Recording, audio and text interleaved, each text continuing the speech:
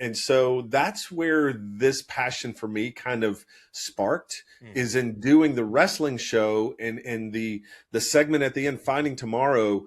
And we named it that because, I've known too many guys who have said, I'm just probably not going to be here tomorrow. The world's better off without me. I don't deserve to live.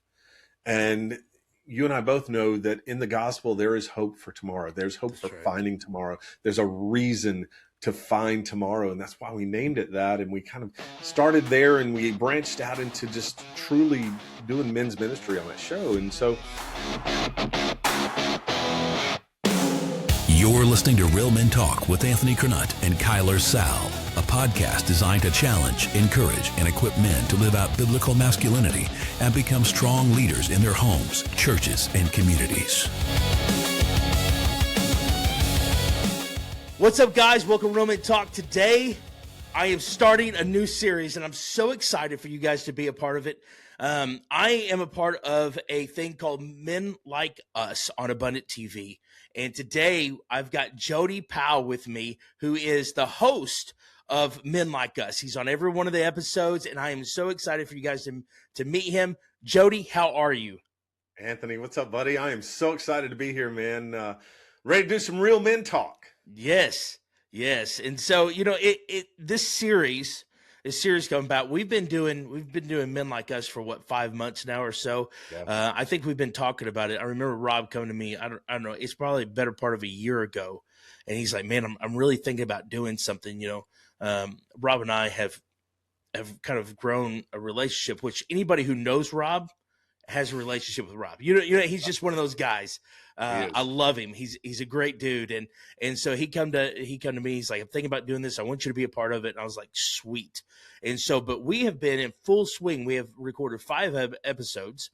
We release once a month. And, this has been an awesome journey. It's been an awesome journey. And I'm sure that you could attest to it because you've been on every one of the episodes as the host. And what's cool about it is we're just dudes. Every one of us, there's nothing special about us. We're just guys having great conversations, and the diversity that we have, right? We have a HR guy that does Christian wrestling commentating on the side, construction workers, hunters, Dan Scott, which we'll have on the podcast, he does sports commentating. I mean, just every avenue. Right? Every arena in a man's life, you've got somebody who fits in that. And it's awesome. Yeah, it's definitely been a journey, Anthony. And what I love about the journey is that it hasn't been a journey that I've walked by myself. I mean, God's been step for step right there with it, right?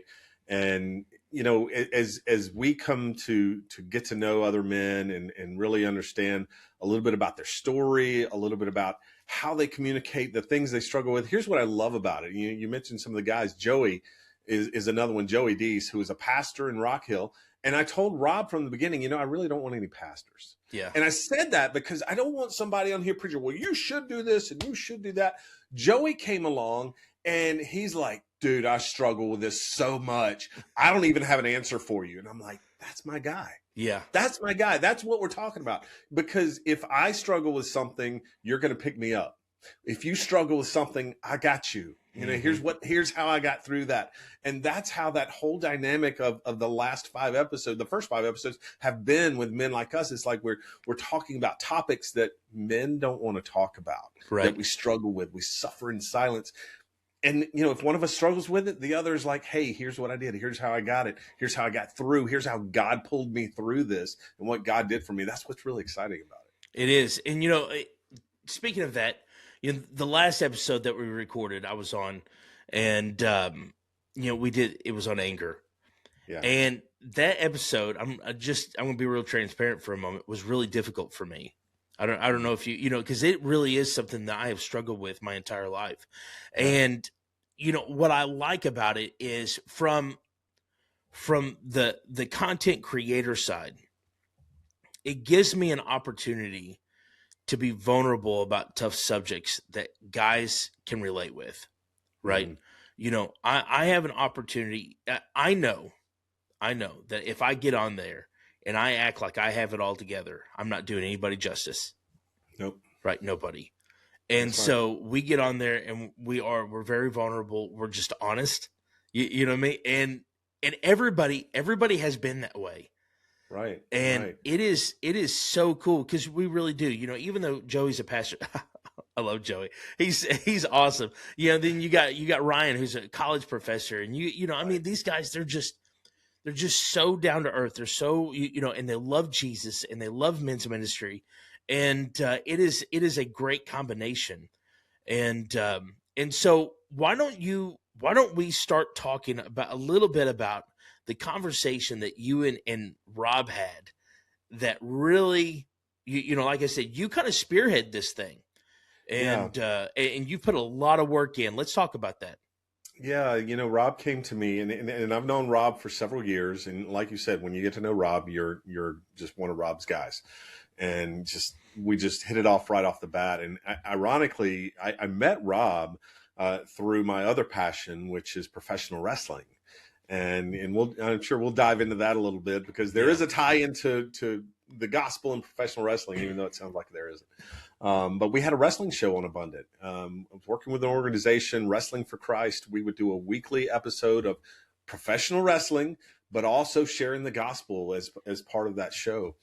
And I told Rob in the beginning, like, listen, we're happy to bring this wrestling show, but I want a wrestling talk show.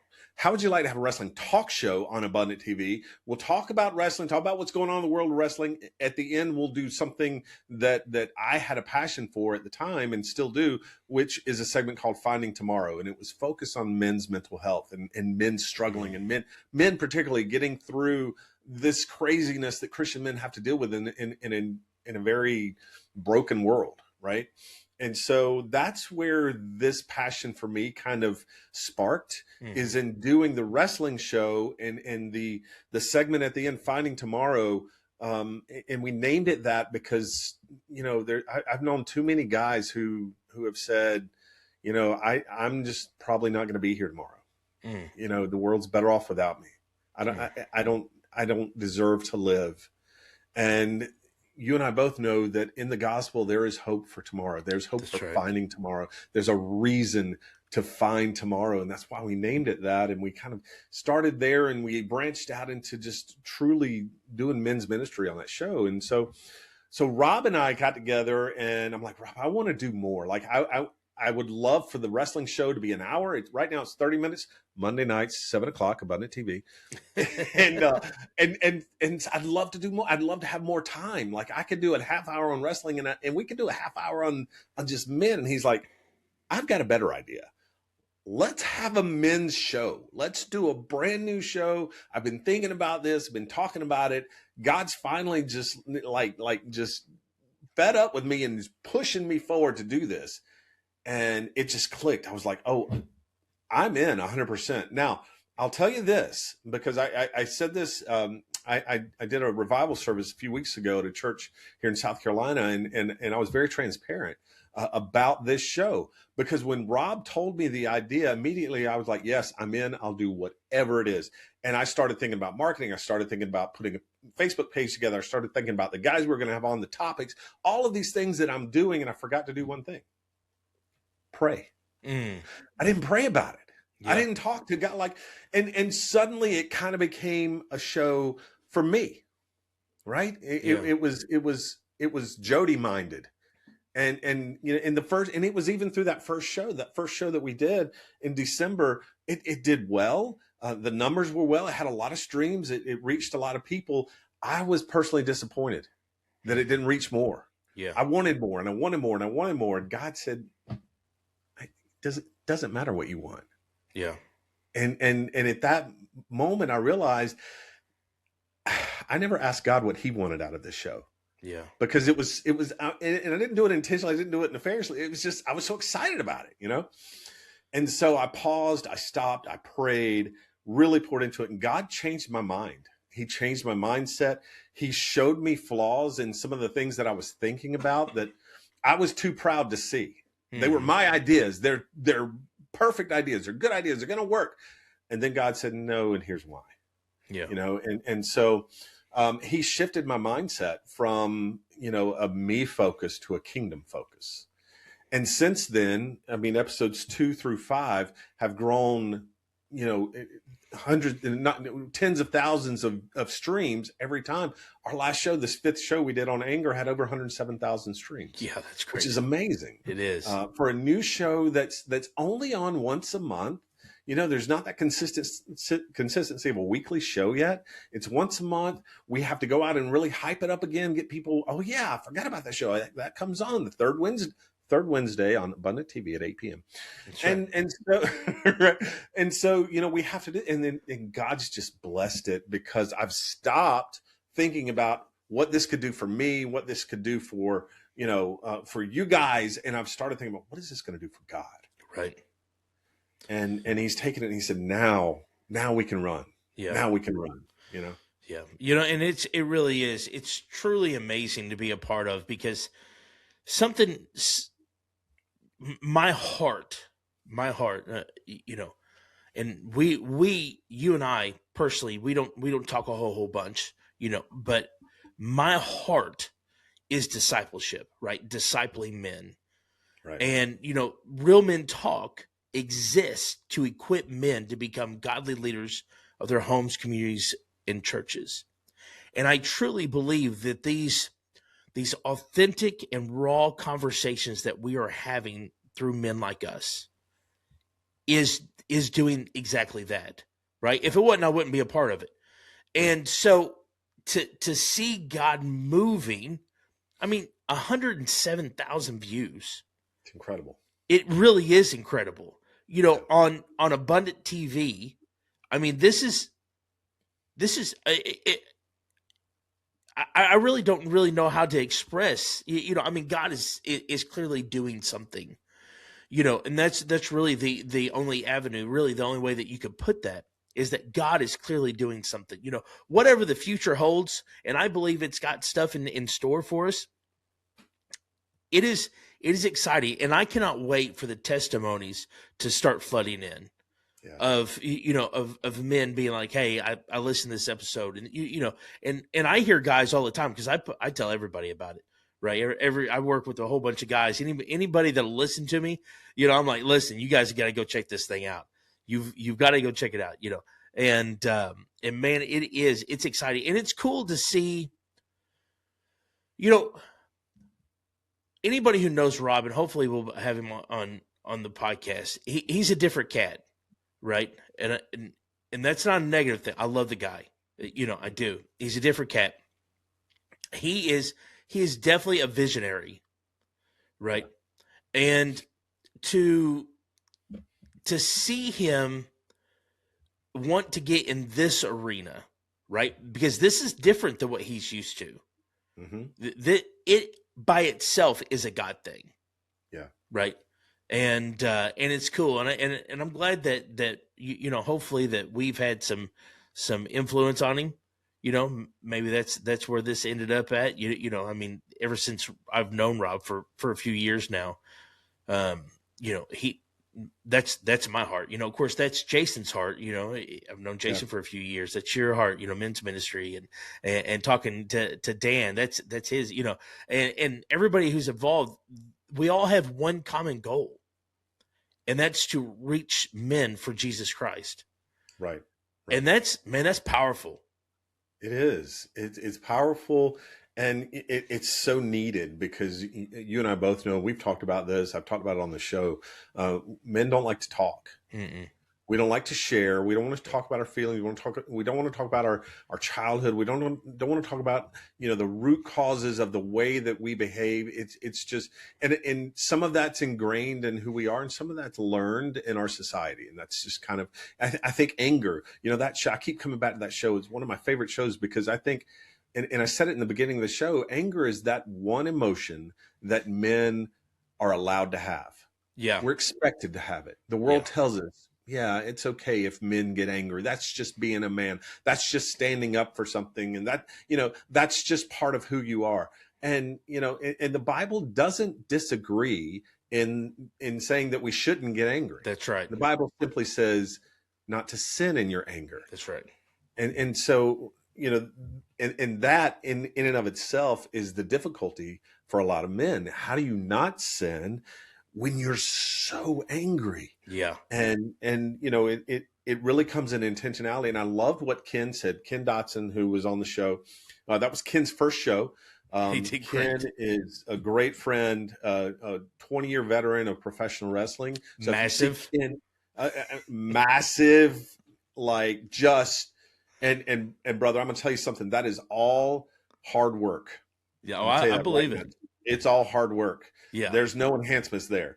Ken is just in the gym and he loves taking care of himself, loves taking care of his physique, and it shows. But the thing about Ken is that Ken's come to me and he said, listen, man, I've got imposter syndrome. Like I've got self-doubt issues.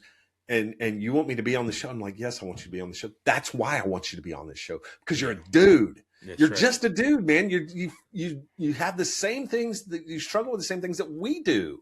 And that's what I want the show to be. And Ken said it. He said, you know, in your anger, what it looks like to not sin in your anger is total submission to God. That's right. In your anger.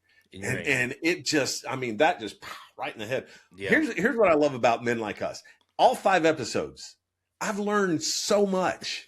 You know, for me, selfishly, it's like, I can't wait to do another episode. I got so much I got to learn, so much I got to work on.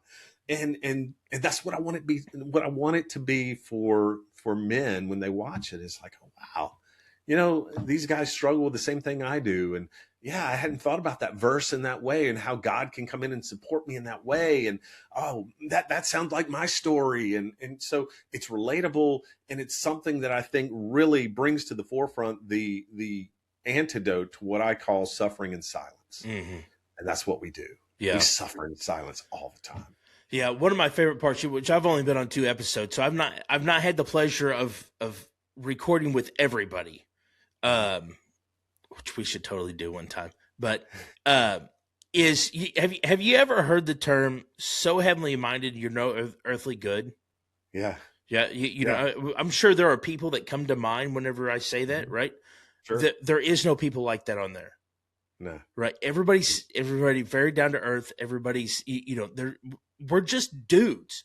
You know, and the reason why I say that. So after we had recorded the episode, so I run the men's ministry at my local church. And we meet on Thursday nights. And so I was going in and we were talking about this, and it was still, the anger thing was still weighing heavy. I was like, man, more people need to hear about this. And I get in there and we were talking about anger, and I had this guy.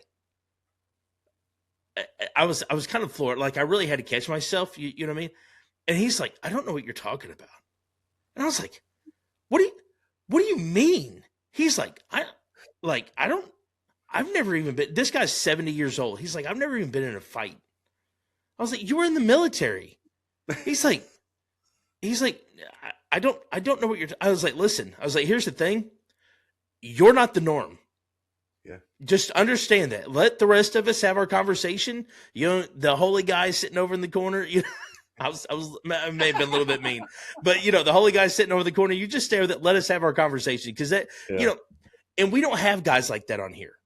Mm-hmm. You know, we have guys that understand that we all of us, you, me, Rob, Jason, all of us, we all struggle. Yeah. Right. And knowing that we can still succeed in our struggle.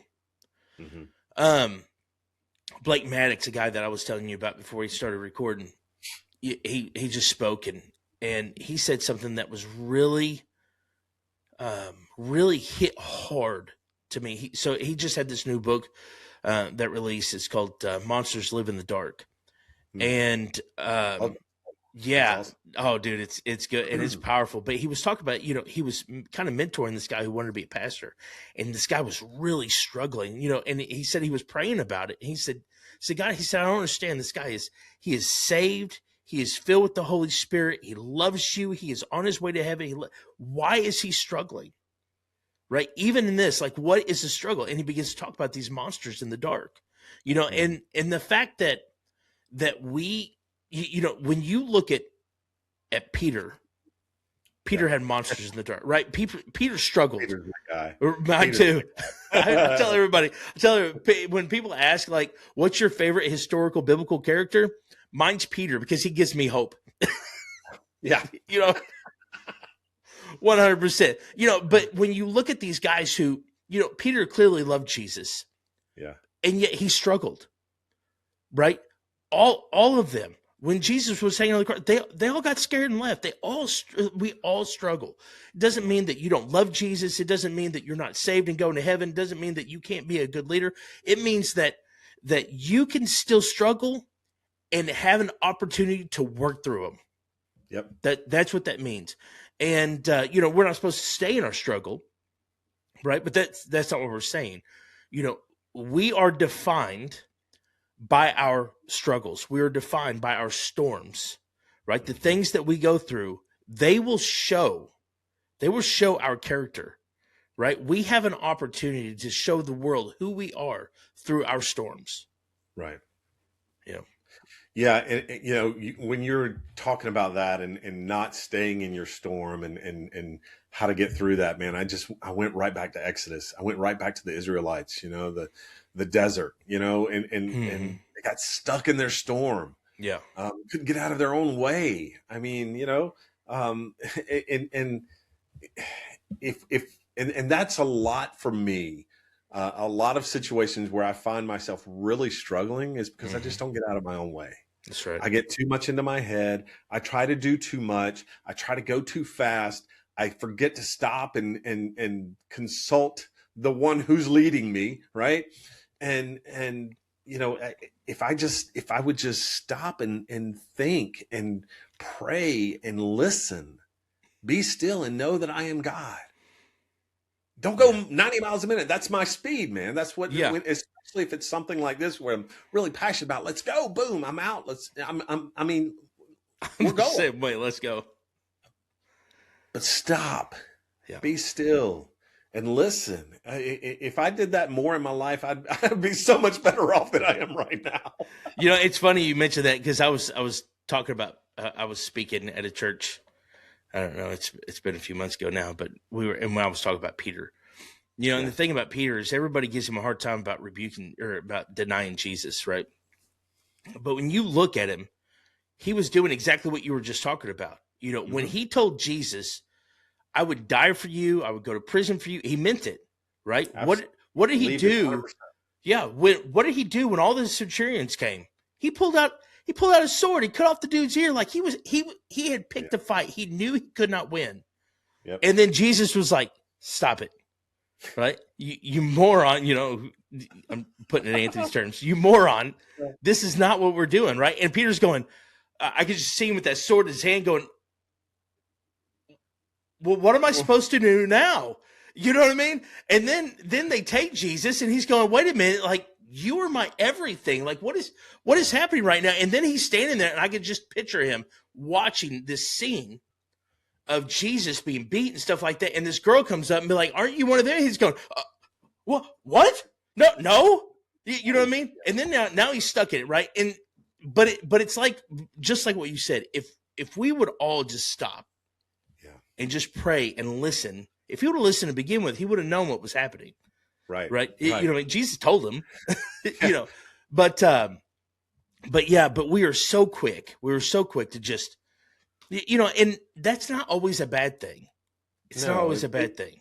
It's not, because a lot of times God's going to prompt us to move and move quickly because, time is of the essence. Yes. And you and I both know that we don't know what tomorrow holds. We don't know if there is going to be a tomorrow. Yep. Just in terms of the way there is today. I mean, Lord could come back right now and everything's changed. Everything. And so I think back to my childhood, Anthony, and I told you guys I was born and raised in church. I was in the nursery at 6 weeks old, right? I mean, I've been in church my whole life. And I remember we had an interim pastor one time, sweetest old dude you ever met. I don't know, maybe I was like 14. I don't know how old I was. But just a sweet old dude. I remember his ears were like this big. That's all I remember about him. His big old ears, and he was just this sweet old dude. But he kept saying something I didn't understand. and he kept saying from the pulpit, he'd say, Lord, please don't come back today. Not today, Lord. Give me one more chance to reach someone else. And I'm like, what? I am dying for the Lord to come back. I can't wait for eternity. I can't wait for heaven on earth. You're begging the Lord not to come back. But he said, give me one more chance to reach someone else. And that's the kind of mindset that we need to have, in the zeal we need to have, but we also have to stop and think, because time could be of the essence. It could be tomorrow. We may need to have that conversation right now. Yeah.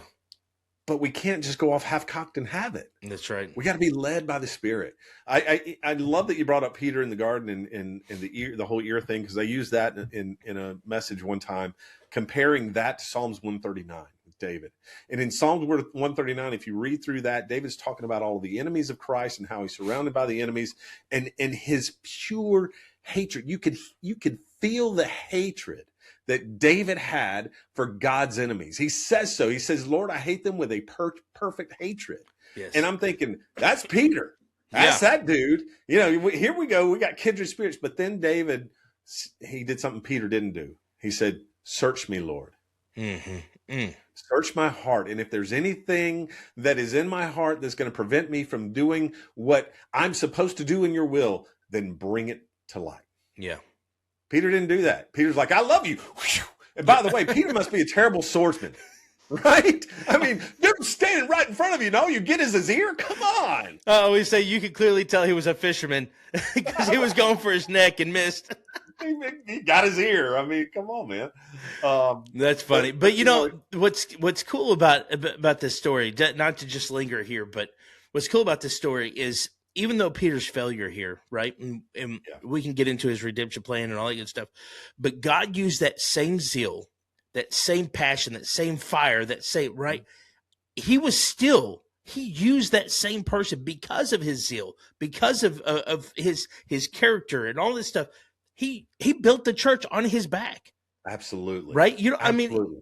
It's like Saul turned into Paul. Right? Yeah. God used the exact same zeal that Saul had when he was Paul. He didn't change his character. He didn't change the things that drive him. He just pointed him a different direction. And that's what God does with us. Yeah, that is a great point, man. And all of these things that we have, who we are, our characteristics, our heart, our core values, those things that come to us naturally, those are things that have been given to us by God. Yes. And how we use those things doesn't change the abilities we've been given. That's right. We can use them for worldly things. We can use them for things that aren't of God, and they're still the same abilities. Yeah. Or we could we could have that Damascus Road moment, that turning point, use those abilities for God, and they're still the same abilities. They're just being used for something else, for something bigger, for something better. And so, I tell people all the time, people come to me and say, how do I become a great public speaker? How do I do that? I'm like, well, first of all, don't imagine your audience in their underwear. That's the worst advice you can give to anyone, especially some of the audiences I've spoken to. Right. Those people sitting on the front row. Right. Yeah. No, don't do that. You want to be a better speaker? Speak.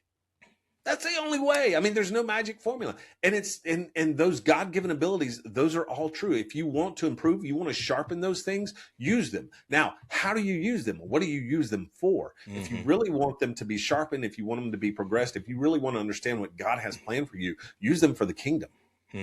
Because then he takes you and moves you and puts you in so many different places you never thought you'd be. He did that to me. And I mean, I'm in my 50s now, Anthony, and he did that to me in my 50s. All right. Yeah. So it's not like I was a young man and all of a sudden I'm in this world of professional wrestling. This happened kind of later in my life. And God took all of this knowledge that I'd gained since I was 5 years old, watching professional wrestling with my grandmother, watching it, learning the moves, learning the cadence of the commentators, the psychology in the ring. And I thought for 45 years, man, I thought it was useless knowledge. Yeah. I thought, I'll never use that. God picked me up and he put me in a situation where suddenly I'm using it, and I'm using it for the kingdom. Yeah. So let's transition there. So obviously, anybody who's heard you speak at all, you like have the perfect commentator's voice, right? Like the very first time I heard you talk on Men Like Us, I was like, do you guys hear this dude? Like, can you hear him too? You know. But how did you get? How did you get into Christian? Listen, I'm gonna be real honest with you. Until Rob had vaguely mentioned to me, I didn't even know it existed. Yeah. Right. Which I was never a huge wrestling fan or anything like that. Right. But how did you get there? Yeah. So it started with a podcast. I had a podcast a few years ago.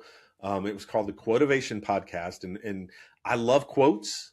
And so I would have guests on, and I would ask them, "What's your favorite quote?" I'd ask them to bring their quote with them. Tell us what your quote is. Let's talk about it. How do people use it to motivate them? That's why I called it Quotivation, to kind of motivate them to win their week. And it was, it was podcasts. I mean, they're just like a labor of love. Yeah. And that's what it was for me. And I had a guest on, somewhere in the middle of my episodes, and a former professional wrestler. And I thought, oh, this is gonna be cool because I love wrestling. Let's talk about this. He wasn't a famous guy. He's what we call talent enhancement. He's a guy that goes in and gets his tail kicked by the really good wrestlers every single night to make them look good. And those guys are important, right? I mean, you want to build up a character in professional wrestling, you put them in with someone with talent enhancement and let them make them look good. The careers are made on that. And so I had this guy on. His name's Mark Smith, and Mark came to me, and he's, we just kind of hit it off. Mark's still a good friend to this day. And he came back to me a few weeks later. He said, listen, there's a Christian professional wrestling organization, an independent organization just north of you, right across the border into North Carolina, because I'm in the upstate of South Carolina. It's about an hour away. He said, they're doing incredible things. It's called Wrestling for Christ. And we're going to be on this new Christian streaming television network. We're going to be doing weekly shows. We're going to be writing storylines and doing wrestling, but we're also going to be preaching for the ring. And I'm sitting here listening to this. I'm like, well, that's great for you, Mark. Why are you telling me? Like, I'm jealous, man. And he said, oh, well, I want you to commentate it. Anthony, I mean, it was another one of those moments where I didn't stop and listen and pray. I said, oh yes, I'm in. Thankfully, God blessed me with that. He's like, yeah, I want you to go ahead. So I started, I went, I met the guys, I started ring announcing, and I started commentating. I'd never done it before. I've never commentated anything other than pro wrestling.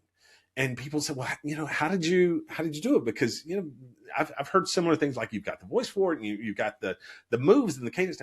It's all mimicking.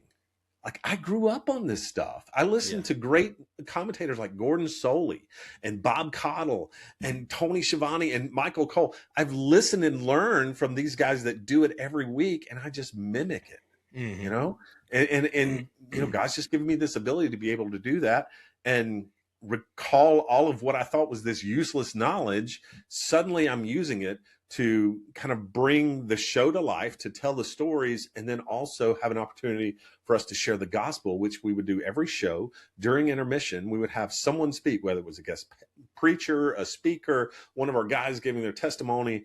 Someone would come and speak during intermission. And, I'm always asked the question, pro wrestling and the gospel, how do you do? Listen, tell the gospel where the people are. Yeah. How many people have I asked to say, hey, come to church with me this Sunday? And like, church isn't really my thing. Hey, come to a wrestling show this Saturday night. Pro wrestling, it's great. Oh yeah, I'm there. Boom. Gospel. Right. Laid right out for them. Yeah. Go where the people are, man. There's nothing that says that the gospel has to be preached from the pulpit on Sunday morning. That's right. Only. That's right. And so that's how I got into it. And it's led to so many other things. I've done other wrestling organizations around, and you would be amazed at how many Christian professional wrestling independent organizations there are. I was shocked because I didn't even know. I mean, and most people don't, but there are so many. And maybe it's because I'm down here in the South, the Bible Belt, and all that. But I've seen Christian wrestling organizations out west, in the Midwest, in the northern Midwest. I mean, they're everywhere. Wow. And there are Christians that love wrestling that want to spread the gospel and use this as a tool. Man, that's cool. That's cool. You know, I mean, it's got to be fun. It's got to be a blast. It's a I've blast. seen just a few of your pictures and different things like that. And you and your wife both are Yeah. involved in this, Well, right? if I was gonna go do it every weekend, I had to get her involved so I could actually go do it. And she Genius. loved it. Now she absolutely knows nothing about pro wrestling. She didn't grow up watching it. She only knows it because of me. Mm-hmm. And I've got a funny story. If we have time, I'll tell it about our wedding video. But so I said, come along with me. And she would come to the shows, but I would have to go so early that she'd be sitting for hours just bored. Mm-hmm. I'm like, we got to find you something to do. We got to find you a way to be part of it. She ended up being the commissioner of the entire Wrestling for Christ organization, the on-screen commissioner, and she was what we call a heel. She was a bad guy. Now, my wife is probably the most soft-spoken, sweetest, caring person. She walked through that curtain, Anthony. She got in that ring, took the microphone. You rednecks here need to shut your mouth. I mean, she went off and she's talking trash. And Ken Dotson, Ken Magnum's his ring name. She's poking him in the chest and telling him he's stupid and all this. It was amazing. I was like, you're so amazing. She got to slap me once because we were at odds in the storyline. We were at odds, and I said, okay, this week you're gonna slap me. You're gonna, I'm gonna fight your dudes because I got a little physical. Got in her wrestlers, her favorite wrestlers got I got in their face a little bit, and we exchanged some punches. And I said, and then I'm gonna turn around and you just slap me. She's like, well, I mean, do I have to come close? I said, come close. No, you have to slap me for real. And she goes, can we practice? And I'm like, no, we can't practice. You got, but man, She's she like, did. yes. And I wanted that pop. Mm-hmm. I just wanted that smack, so it would reverberate through the arena there. And I did let her practice a couple times. Now the first time she caught me in the ear, and I was like, whoa, yeah, he's now cheat, baby, cheat. Come on now, that's the soft spot. This right here is ringing. But she did, man. She loved being that character. She loved being the bad guy, and it's still not her thing, Mm-hmm. but it's our thing, and we get to share time together. We get to drive up and down the road together, and anything you can do together as a couple like that is, and especially awesome. something that you're doing that's spreading the gospel. It's pretty cool. That is cool. So let's. I've got to hear the story about your wedding. All right, real quick of the wedding video. All right, so 1997, we've been married 29 years now. We got married in 97, so of course that was back when VCRs were the thing. There wasn't any of this YouTube or digital recording. You recorded on the big fat cassette tapes. Right. And so we're planning our wedding, and photographer's already expensive, and I'm like, let's just get my brother's father-in-law. He's got a camcorder. Let's get him to record it.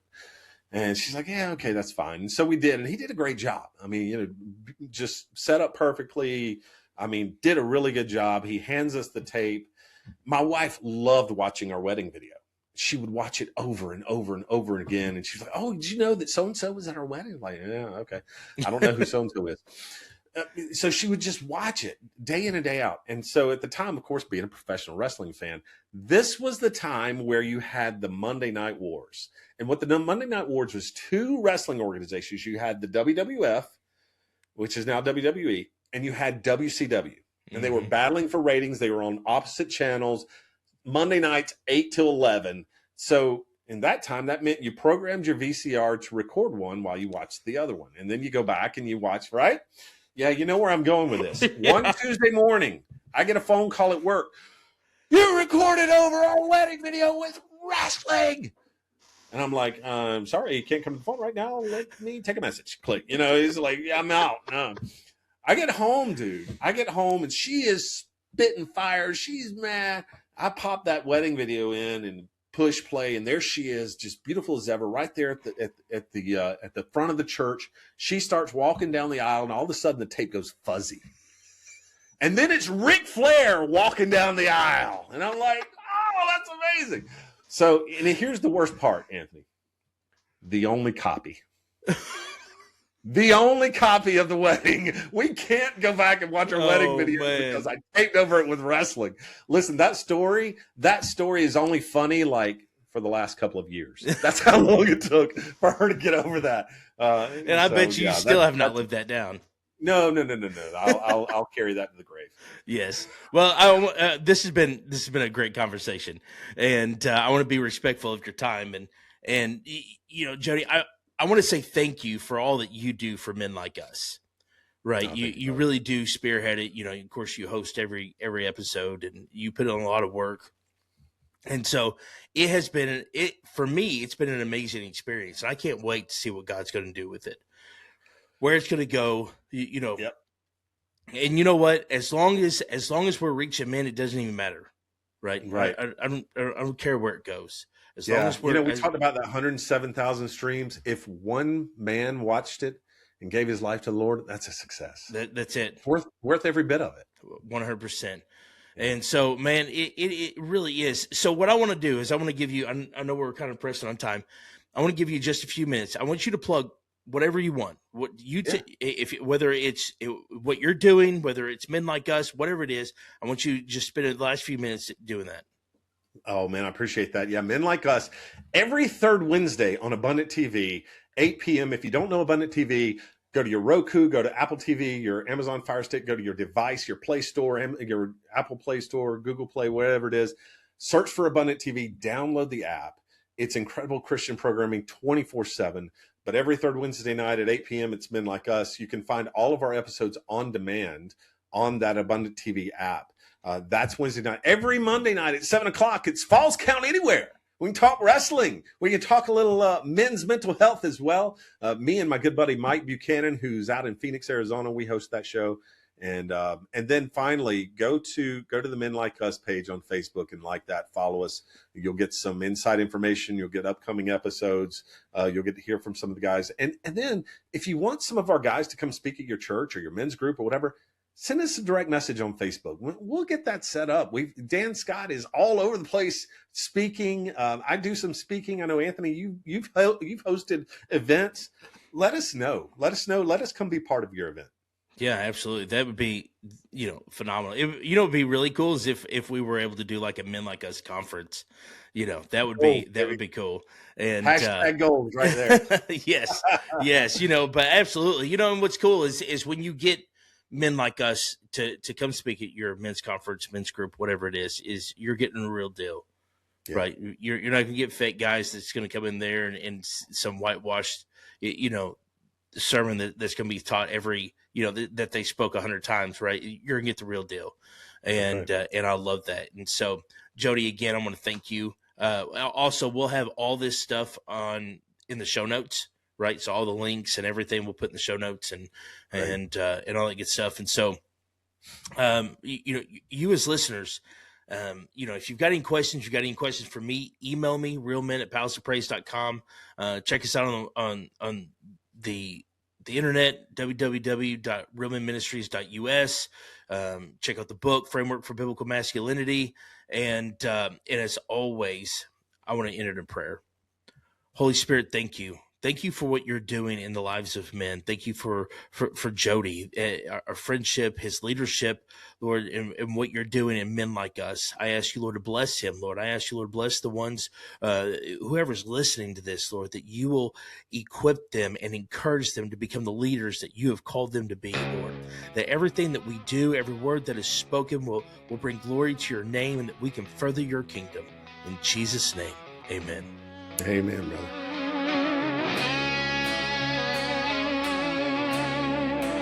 Thanks for listening to Real Men Talk with Anthony Curnutt. If this episode challenged you, take the next step. Check out his book, Framework for Biblical Masculinity. Share this episode with another man and keep growing as a leader in your home, church, and community.